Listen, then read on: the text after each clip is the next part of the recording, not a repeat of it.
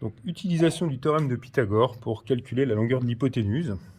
Tout d'abord, on se place forcément dans un triangle rectangle pour pouvoir utiliser le théorème de Pythagore.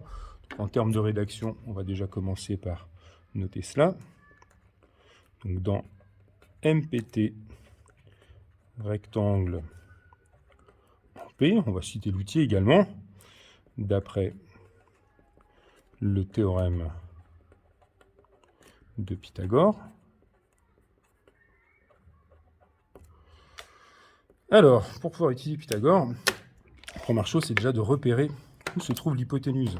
On rappelle, l'hypoténuse se situe en face de l'angle droit. Je vais le mettre en fluo. Je le mettrai en flou à chaque fois. C'est très important de repérer où il se situe. Ensuite,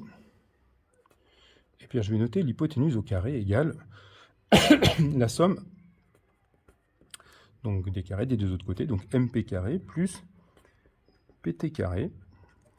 Je vais remplacer par les valeurs 3,5 au carré plus 5 au carré. J'attire votre attention sur une chose que toujours bien vérifier ici les unités. Là, pas de souci, c'est des centimètres, je peux y aller sans faire de conversion. On arrive à l'étape où on va procéder avec la calculatrice.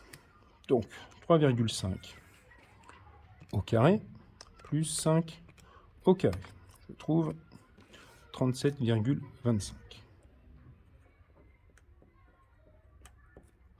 3,5 au carré, j'aurais pu le faire aussi, 3,5 fois 3,5 plus 5. Pardon, 5 fois 5. Ça me donne la même chose. Hein. Soit on utilise le carré, soit on multiplie par lui-même. J'arrive ensuite, donc ça c'est MT carré que j'ai calculé, l'hypoténuse au carré. Maintenant je vais chercher la valeur de l'hypoténuse. Pour ça on va utiliser ce qu'on appelle la racine carrée, donc de 37,25. Je vais utiliser la calculatrice, donc en appuyant sur la touche seconde, et ici x au carré, ça me donne donc, le symbole racine carrée. Je tape 37,25, j'appuie sur la touche SD, et je trouve environ 6,1, donc les unités, c'était des centimètres. Je n'oublie pas à la fin de vérifier que mon hypoténuse est bien le côté le plus grand. Donc j'ai un côté qui vaut 3,5, l'autre 5, 6,1, c'est cohérent, vraisemblablement, je n'ai pas commis d'erreur.